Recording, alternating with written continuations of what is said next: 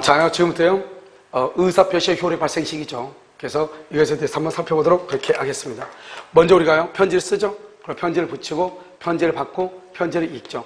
편지를 쓰는 것을 말한다. 표백이다. 표백은 겉이 하얀 데다 쓴다, 이 말이죠. 이것은 상대방이 없을 때고, 유언서 같은 경우를 얘기하죠. 그것을 표백주의다, 이렇게요. 편지를 붙이는 것을 발신이라고 하고, 받는 것을 도달이라고 하죠. 원칙적으로 상대방 있는 의사표시에서는 도달주의가 원칙이에요.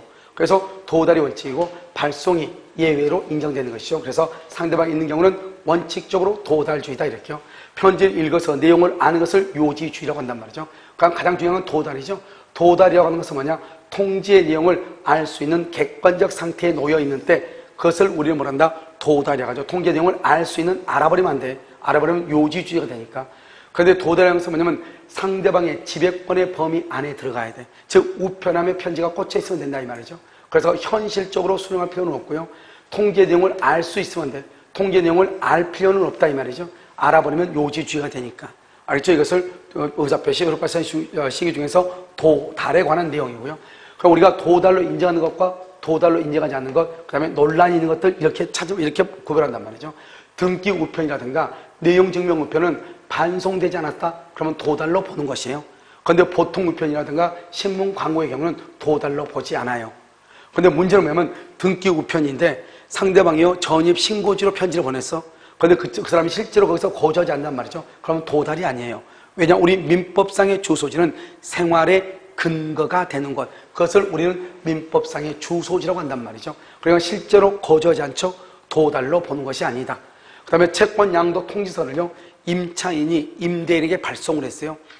발송했는데 그 임대인의 가사도우미가 그것을 수령을 했어. 수령한 직후에 다시 해수에 갔어. 해수. 직후에 다시 해수에 갔어. 그러면 어떡하죠? 그러면 임대인이요 기가를 했을 때 편지를 읽을 수 있는 상태가 되지 않잖아요. 그런 경우는 도달로 보는 것이 아니고 동업자의 사무소에다 편지를 갖다 줬어. 그런데 이 우편 배달부가요 누구한테 편지를 준지를 모르는 거예요. 신원이 불분명한 자에게 편지를 줬다, 이 말이죠. 그것은 도달로 보는 것이 아니에요. 그런데 상대방이요 정당한 이유도 없이 수령을 거절해. 내가 편지를 우편 배달부가 편지를 줬더니 아무런 이유도 없이 수령을 거절해. 그러면 그것은 도달한 것으로 봐버리는 거예요. 알겠죠? 그래서 시험에 뭐라고 나오냐? 정당한 사유 없이 수령을 거부하면 상대방이 통지의 내용을 알 수 있는 객관적 상태에 놓여 있는 것으로 본다.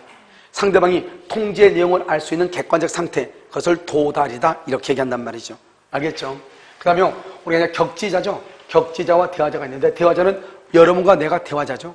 미국에 있는 사람과 전화한다, 대화자죠. 미국에 있는 사람한테 편지를 보낸다, 격지자죠.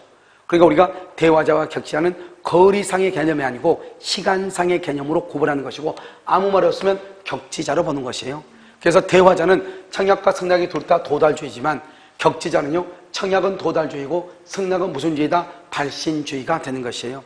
그래서 우리가 보면 격지자 간에 있어서 청약에 대한 승낙은 발신이죠. 대화자 간에 있어서 청약에 대한 승낙은 도달주의예요. 말이 다르죠? 우리가 이제 무권대리에서 보면 상대방이 무권대리에게 최고를 하죠. 추인할래? 추인을 거절할래? 그런데 본인이요 상당한 기간이 지나도록 확답을 맞지 않으면 발하지 않으면 추인을 망골 본다? 거절한 것으로 보죠.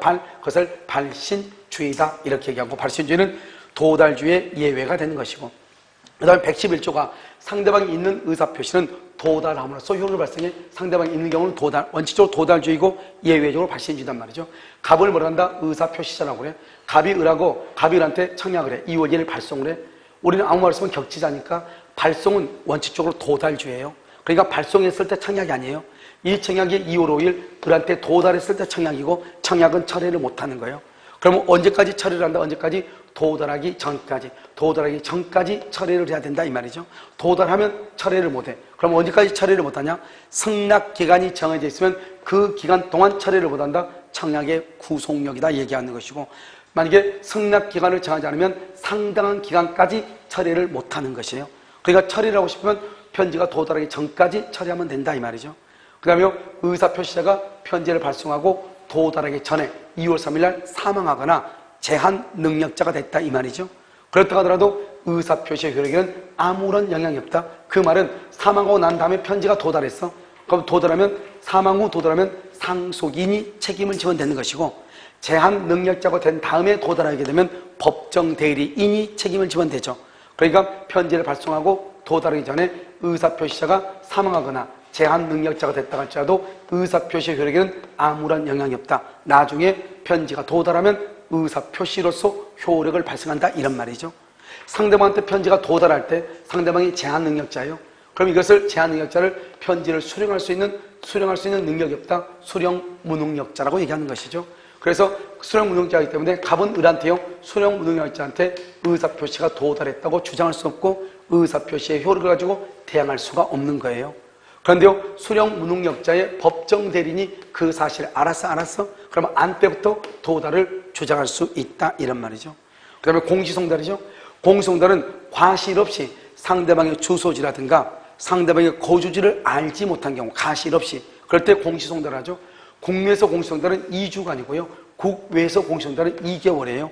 이 기간은 단축할 수가 없는 거예요. 우리가 보면 어떻게 공시송달은 만약에 첫 번째 당사자에 대한 공시송달은 2주간이 지나면 도달로 효력이 발생해요. 그런데 동일한 사람한테 두 번째 공시송달을 하잖아요. 그러면 그 다음날 도달하는 걸 봐버려. 왜? 첫 번째 공시송달을 할 때 그 사람이 어디서 사는지를 알지 못했잖아요. 그럼 두 번째 공시송달은 지금도 모른다는 가정하에서 그 다음날 바로 도달한 것으로 보는 것이에요. 그래서 국외에서는 2개월, 국내에서 몇 개월이다? 2주간이고 단축할 수가 있다 없다? 여기까지를 말한다. 의사표시의 효력 발생 시기다 이렇게 얘기하는 것이고 특히 여러분요 이 부분에 대해서 여러분요 잘 알고 있어야 되겠죠. 알겠죠? 시험에 지문으로 잘 나오고 그 다음에 특히 채권법에서도 잘 나온단 말이죠. 청약과 승낙계약 계약의 성립에서도 잘 나온다 이 말이죠. 그래서 정리를 잘 해야 되겠죠. 여기까지.